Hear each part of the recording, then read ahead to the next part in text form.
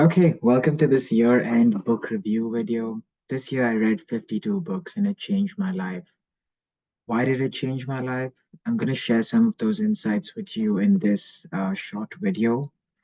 It's been a difficult year for me personally and professionally, but reading these books gave me company, gave me a space to share my emotions and experience different emotions. I got to travel um, in different worlds. I got to meet different kinds of people. I got to experience life in different countries. Books basically opened up my world in so many different ways. When I felt lonely, when things were not working out for me, I had a book to turn to.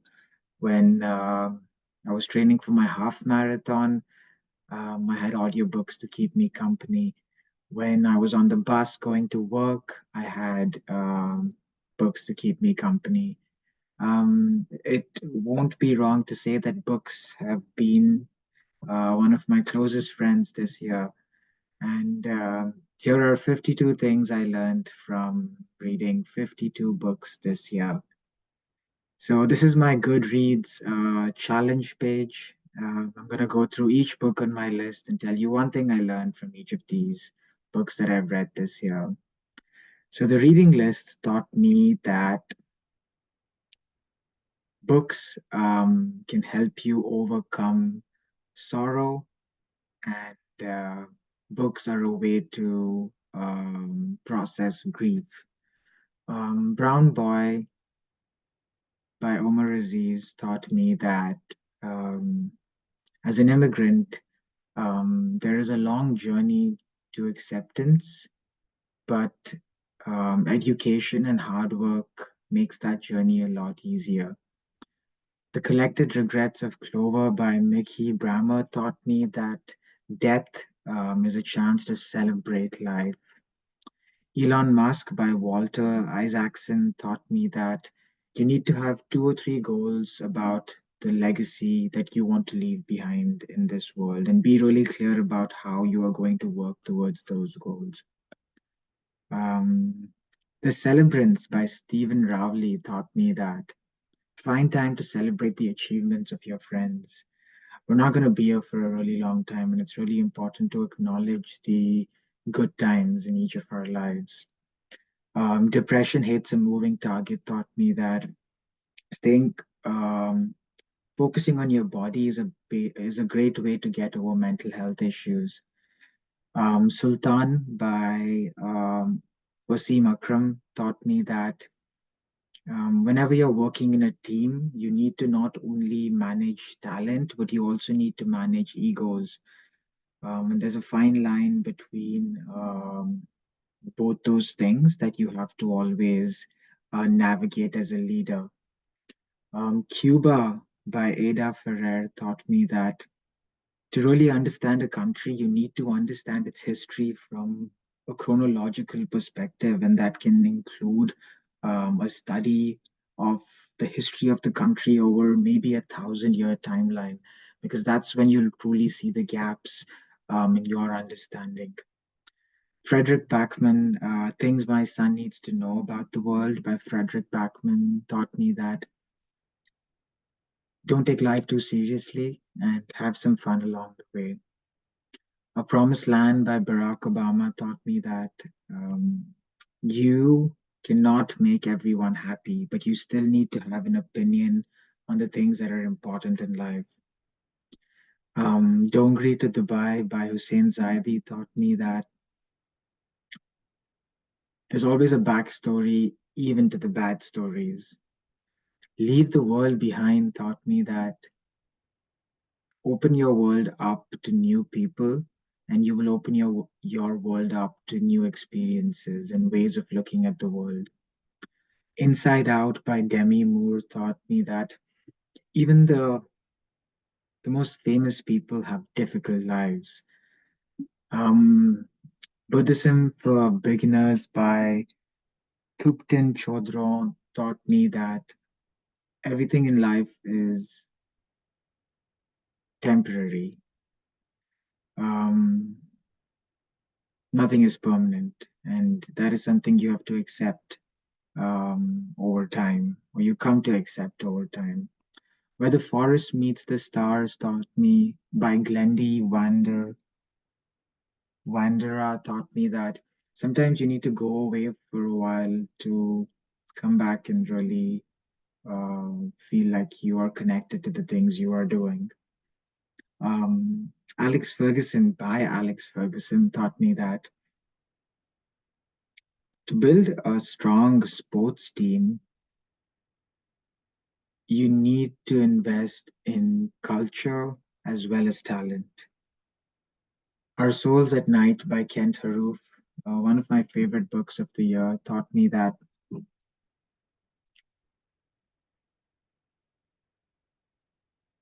who are you like or what are you like when no one is watching? And who would want to spend time with you at that time? Um, those are the people you want to hold on to. Ruskin Bond, The Great Train Journey, taught me that look outside a window, um,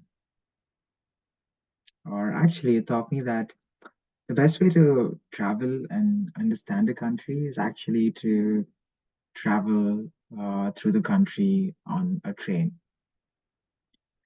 The Year of Magical Thinking by Joan Didion taught me that there is no perfect way to experience grief.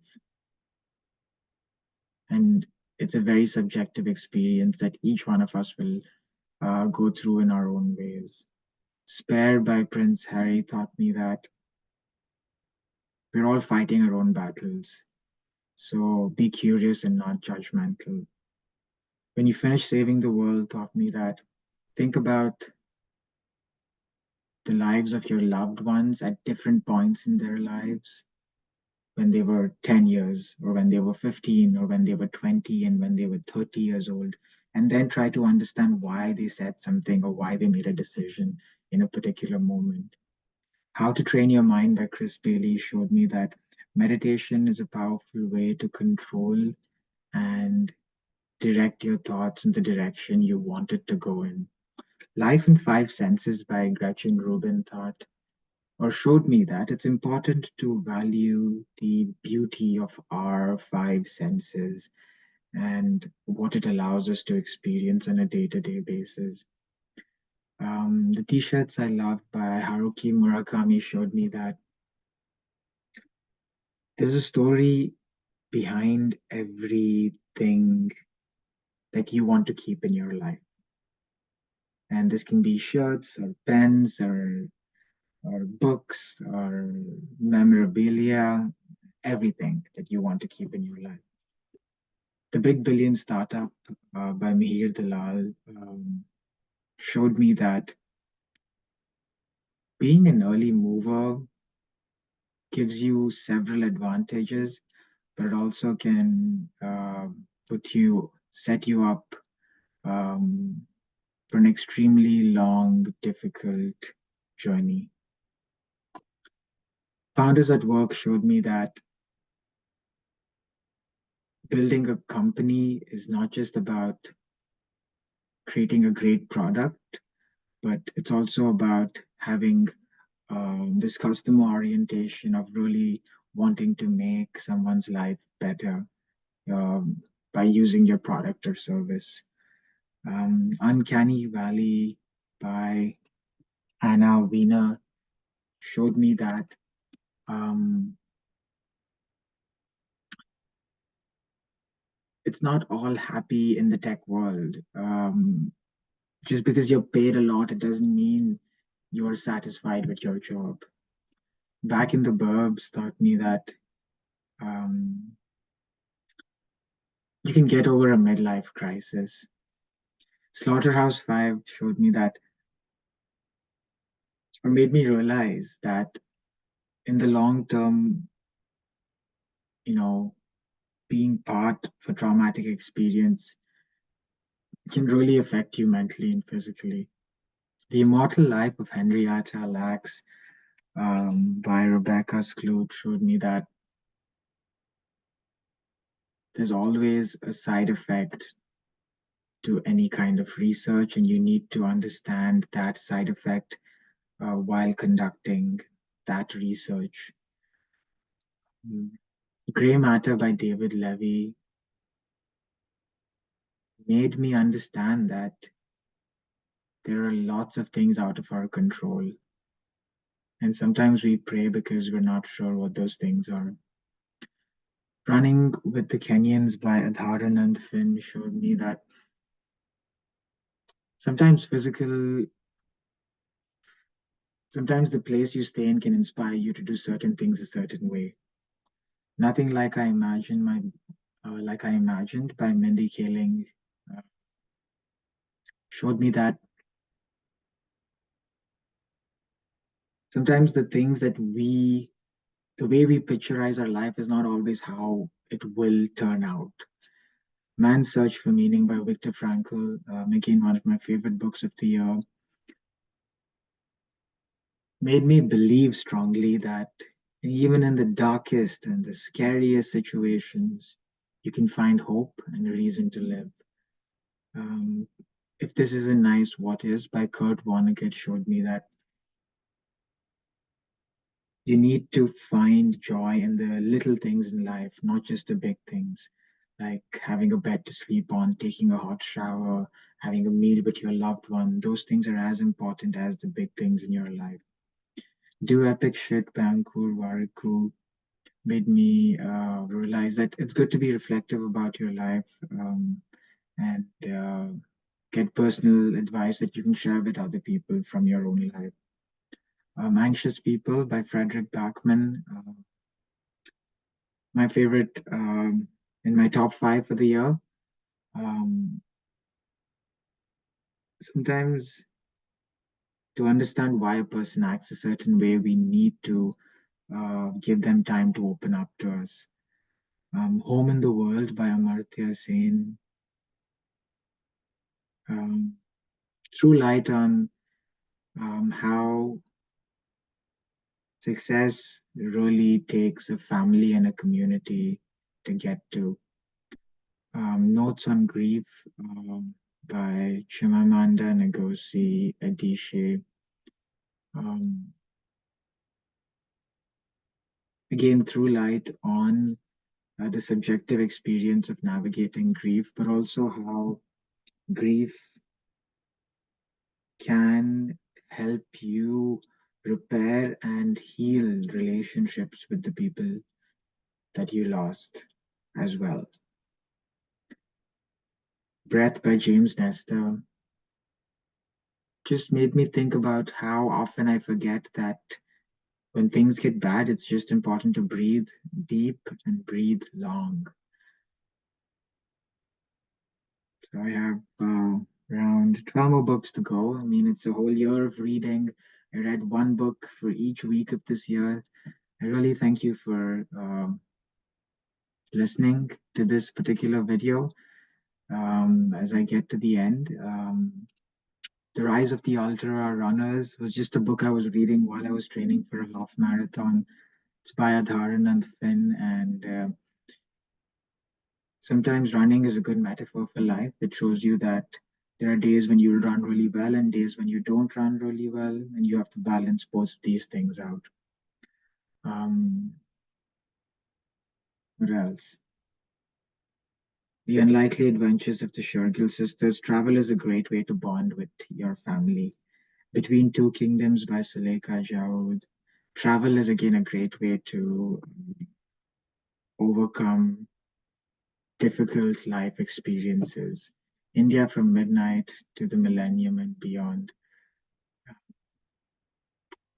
just helps you realize that every country has a complex socio-political and economic history um, that you need to spend a lot of time understanding and investing in.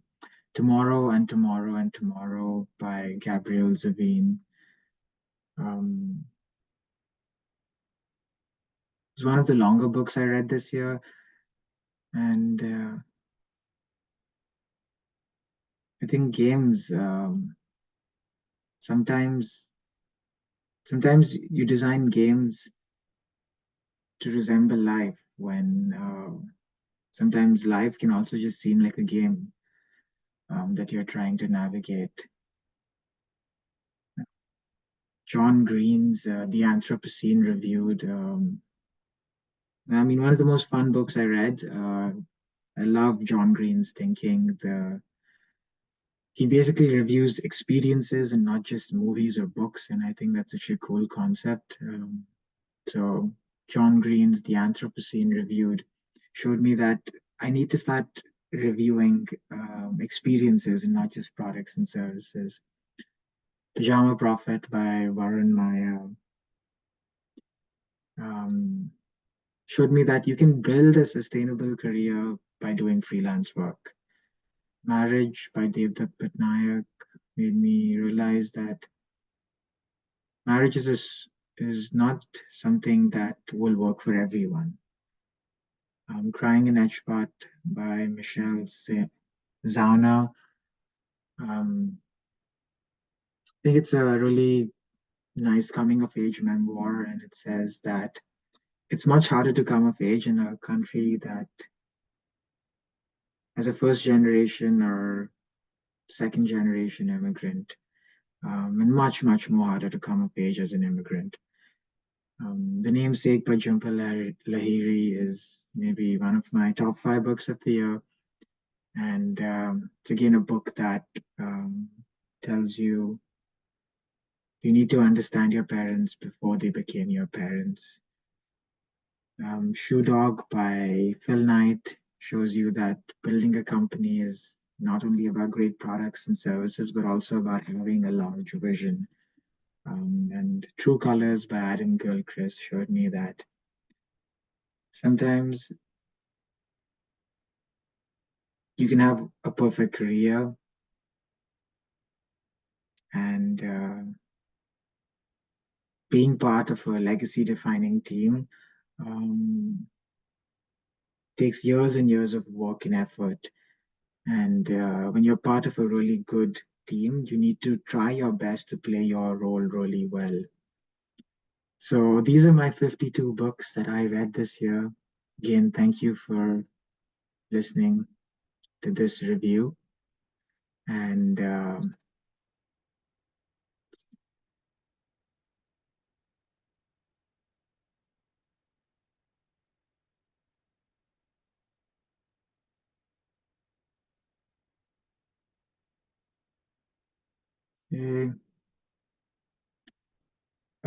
to end this video and to end learning books, I'm someone that really loves reading. These are all the books, some of the books I read this year, and some of the books I hopefully will read next year. I think what I just want to say is that I never thought I'd be able to complete this challenge, but completing this challenge made me realize that books are my safe space. Books are a way to enhance and expand your experience of life. Uh, and you really need to understand that your experience of reading will not be similar to another individual. And a good way to look at this is that the books that you read will be very different from the books that your mother reads, or your sister reads, or your best friend reads. And that's because you have had different life experiences. So don't feel bad about not reading certain books. Don't feel bad about shelving certain books. And I really think it's important to engage in communities like Goodreads, where people talk about the books they read, and share reviews or your subjective perspective of a particular book. You don't have to use big words, just talk about how it made you feel, what it made you learn.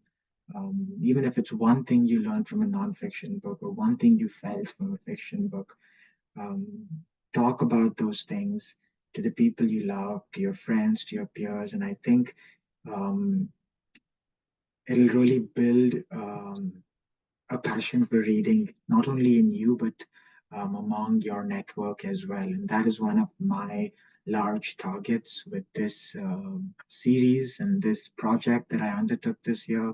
where I wanted to read 52 books, is to really um, build that culture of talking about books, sharing things you've learned from books, and um, holding on to that love for books um, till the end of my life. Thank you for listening to this video, and please like, share, subscribe. I'll really appreciate it. I put hours and hours of effort to review all these books. You can see all 52 reviews in my YouTube channel. You can also follow me on Goodreads at Abhishek Shetty on YouTube and Goodreads to see each individual review. I have a 2 to 3 minute video on each of the books in this collection, and I have a written review like the one I've written for the namesake right here.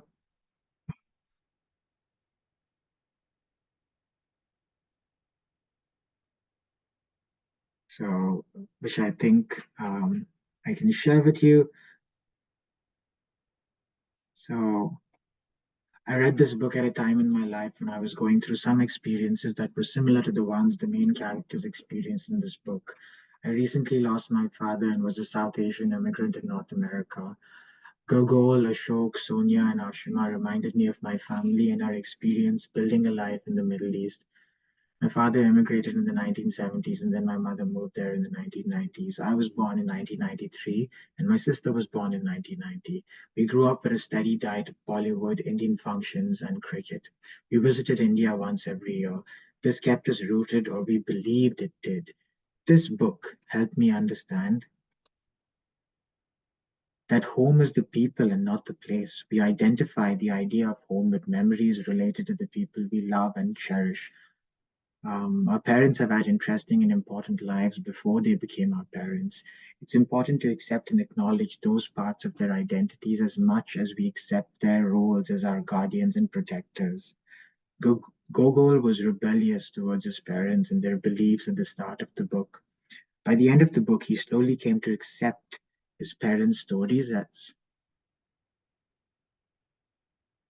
the start of the book.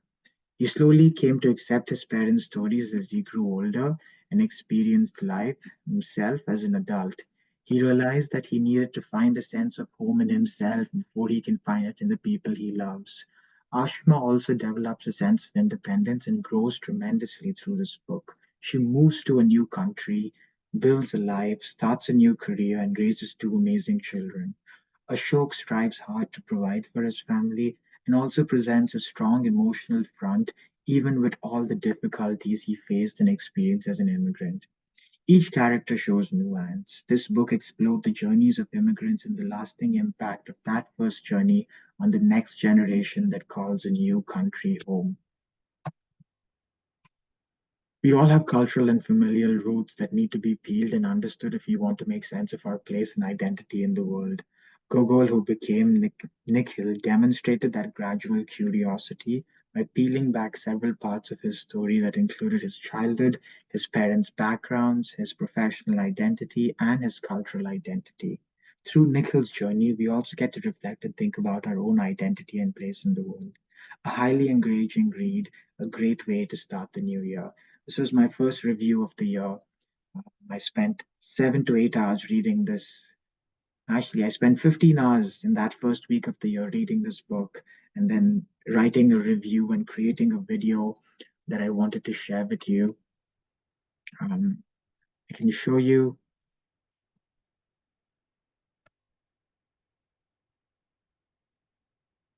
my YouTube channel and show you what the book reviews are like. So if you go to my YouTube channel, there's a playlist called Learning from Books, and there's a book project introduction, and these are all my reviews of the books I read through the year. Again, it's really hard to summarize um, over 200 to 300 hours of reading in a 10 to 15-minute video.